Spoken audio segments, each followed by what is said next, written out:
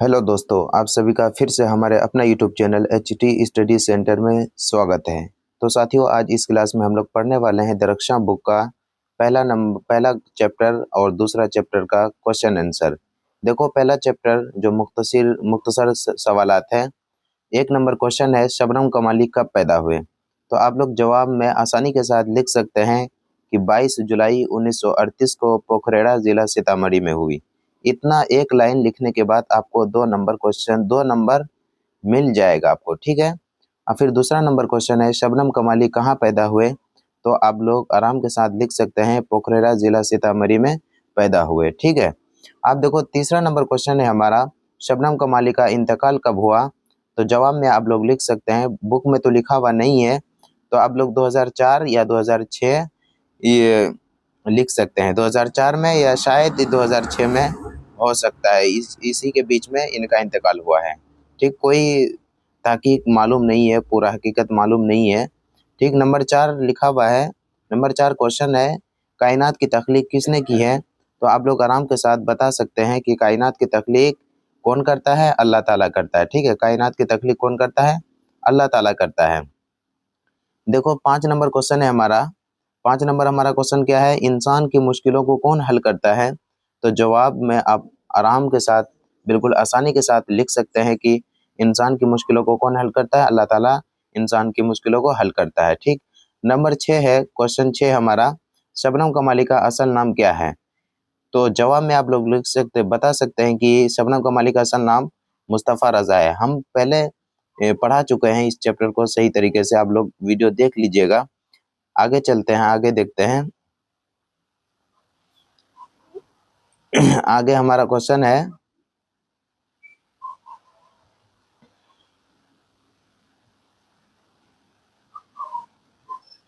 आगे देखो, मुख्तसर सवालात है। मुख्तसर सवालात नंबर 1 में, हम्द किसे कहते हैं? 5 जुमलों में लिखिए। ये क्वेश्चन आएगा एग्जाम में कि हम्द किसे कहते हैं। हम्द उसे कहते हैं जिस नज़म में अल्लाह ताला की तारीफ और बड़ाई बयान किया जाए, ठीक है, उसे हम्द कहते हैं। अल्लाह ताला दुनिया और आखिरत का पैदा करने वाला है। खुदा के अलावा दुनिया की तमाम चीज़ें उसकी मखलूक है, इसलिए इंसान अपनी बंदगी का सबूत देते हुए खुदा की तारीफ नज़म की सूरत में करता है, उसे हम्द कहते हैं। अल्लाह ताला ने दुनिया और आखिरत को पैदा किया है। खुदा की ज़ात की कोई मिसाल नहीं दे सकती है, ठीक है। खुदा की ज़ात की कोई मिसाल नहीं दे सकती है। इतना लिखने की कोई ज़रूरत नहीं है, आप आराम के साथ लिख सकते हैं। हम्द उसे कहते हैं जिस नज़म में अल्लाह ताला की तारीफ और बड़ाई बयान किया जाए, उसे हम्द कहते हैं। नंबर 2 में देखते हैं, हम्द, मनक़बत और कसीदे में क्या फ़र्क है? हम्द और मनक़बत और कसीदे में क्या फ़र्क है? देखो, हम्द में अल्लाह ताला की तारीफ नज़म की सूरत में किया जाता है, और मनक़बत में अल्लाह के नेक बंदे और बुजुर्गाने दीन की तारीफ नज़म की सूरत में किया जाता है, जबकि कसीदा में आम इंसान की खूबी को लिखा जाता है, ठीक है। हम्द में किसकी तारीफ की जाती है? हम्द में अल्लाह ताला की तारीफ की जाती है। और मनक़बत में किसकी तारीफ की जाती है? मनक़बत में जो अल्लाह के नेक बंदे होते हैं, जो अल्लाह के नेक बंदे होते हैं, यानी बुजुर्गान दीन होते हैं, बुजुर्गान दीन की तारीफ नज़म की सूरत में किया जाता है।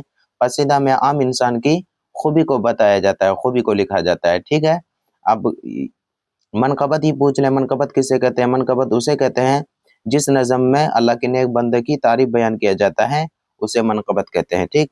आप क्वेश्चन नंबर 3 देखते हैं। सवाल नंबर 3 हमारा है, शबनम कमाली के 3 शेरी मजमूए के नाम बताएं। तो 3 शेरी मजमूए का नाम ये है। नंबर 1 में अनवार अक़ीदत, नंबर 2 में क्या है? रियाज़ अक़ीदत, नंबर 3 में फिरदौस अक़ीदत। ये 3 शेरी मजमूए किनका है? शबनम कमाली का है, ठीक है। 4 नंबर क्वेश्चन देखते हैं हम। 4 नंबर क्वेश्चन है, हम्द और नात में बुनियादी फ़र्क क्या है? हम्द में आपको मालूम है, हम्द में किसकी तारीफ की जाती है, और नात में? हम्द और नात दोनों नज़म की सूरत में लिखा जाता है, ठीक है दोस्तों। इन दोनों में बुनियादी फ़र्क ये है कि हम्द के अशार में अल्लाह ताला की अज़मत, बड़ाई और खूबी का इज़हार होता है, जबकि नात में क्या होता है? नात में अल्लाह के आखिरी नबी सल्लल्लाहु अलैहि वसल्लम की शान में सल्लल्लाहु अलैहि वसल्लम की शान में तारीफ़ के अशार में पेश किए जाते हैं, ठीक है। जिस नज़म में अल्लाह ताला के नबी करीम सल्लल्लाहु अलैहि वसल्लम की तारीफ़ बयान की जाती है, उसे क्या कहते हैं? उसे हम लोग नात कहते हैं। अब देखो, तवील सवाल है हमारा। तवील सवाल में क्या है? طویل سوال 1 نمبر ہے ہمارا، شامل نصاب حمد کے پہلے شعر کی تشریح کیجیے، پہلے شعر کی تشریح کیجیے۔ تو جواب میں ہے شبنم کمالی اردو زبان کے ایک مشہور شاعر تھے۔ شبنم کمالی اردو زبان کے کیا تھے؟ ایک مشہور شاعر تھے۔ ان کی ایک نظم حمد کی صورت میں ہمارے نصاب میں کیا ہے؟ شامل ہے، یعنی ہمارے نصاب میں، ہماری کتاب میں، ہمارے بک میں شامل ہے۔ شبنم کمالی نے اپنی زندگی کا زیادہ تر وقت، یعنی زیادہ تر وقت مذہب کی تبلیغ میں بسر کیا ہے، یعنی پیش کیا ہے، ٹھیک ہے۔ اس لیے وہ اپنی حمد کے یعنی جو حمد لکھا ہے انہوں نے، حمد کے پہلے شعر میں خدا کی تعریف اور اس کی خوبی بیان کرتے ہیں۔ خوبی بیان کرتے ہوئے کہتے ہیں، اے اللہ تو دنیا اور آخرت کا پیدا کرنے والا ہے، تیری ذات بہت نرالی ہے۔ یہاں ذات چھوٹ گیا، ذات آپ لکھ سکتے ہیں۔ تیری ذات بہت نرالی ہے، تیری ذات بہت پاک ہے، اور پوری دنیا کے لوگ تیری ذات کی کوئی مثال نہیں دے سکتے ہیں۔ پوری دنیا اگر مل کر اللہ تعالیٰ کی کوئی مثال نہیں پیش کر سکتے ہیں، ٹھیک ہے۔ نمبر 2 ہے ہمارا، کوشچن نمبر 2 ہے کہ شبنم کمالی کی شاعرانہ خصوصیات بیان کیجیے۔ تو جواب میں آپ لوگ آرام کے ساتھ، بالکل آسانی کے ساتھ لکھ سکتے ہیں، جناب شبنم کمالی جن کا اصل نام کیا ہے؟ مصطفیٰ رضا ہے۔ یعنی شبنم کمالی کے بارے میں آپ لوگ آرام کے ساتھ بتا سکتے ہیں۔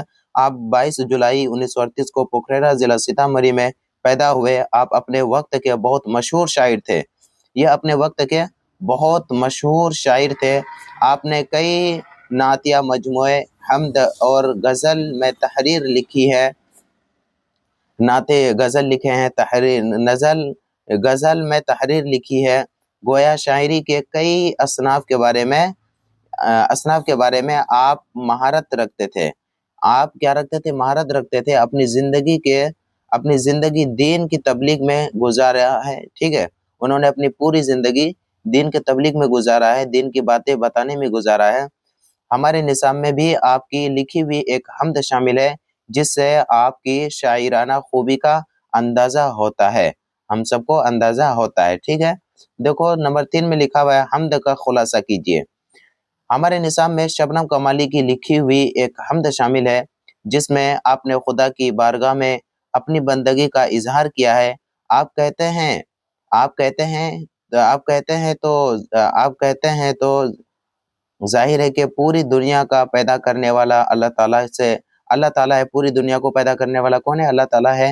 انسان اپنے طور پہ خدا کی تعریف کر کے اپنی بندگی کا حق ادا کرنا چاہتا ہے۔ شبنم کمالی کہتے ہیں، اے اللہ دنیا اور آخرت کو تو نے ہی پیدا کیا ہے، تیری ذات بے مثال ہے، دونوں دنیا والے کو رزق دیتا ہے، ٹھیک ہے، دونوں دنیا والے کو رزق دیتا ہے، اور سب لوگوں کی حیات و موت کا مولا تجھے خیال ہے، ٹھیک ہے۔ اب دیکھو آگے لکھا ہوا، پوری دنیا میں خدا کے حسن کا جلوہ نظر آتا ہے۔ پوری دنیا میں جو بھی چیزیں ہمیں نظر آتا ہے، ہر چیز کس کی بنائی ہوئی ہے؟ اللہ تعالیٰ کی بنائی ہوئی ہے، ٹھیک ہے۔ اللہ تعالیٰ کا جلوہ نظر آتا ہے۔ عقل والے لوگ خدا کی ذات کو سمجھنے کی کوشش کرتے ہیں، مگر یہ کام انسان کے حد سے باہر ہے، ٹھیک ہے۔ یہاں تک یہ پہلا چیپٹر کوسچن آنسر ہو گیا ہے۔ اب دوسرا چیپٹر دیکھتے ہیں۔ دوسرا چیپٹر ہمارا سہیل عظیم آبادی ہے، انہوں نے لکھا ہے بھابی جان، ٹھیک ہے۔ دیکھو حمد، مختصر سوالات دیکھ لیتے ہیں ہم لوگ۔ نمبر 1 میں سہیل عظیم آبادی کہاں پیدا ہوئے تھے؟ تو آپ لوگ آرام کے ساتھ لکھ سکتے ہیں کہ پٹنہ میں 1911 میں پیدا ہوئے۔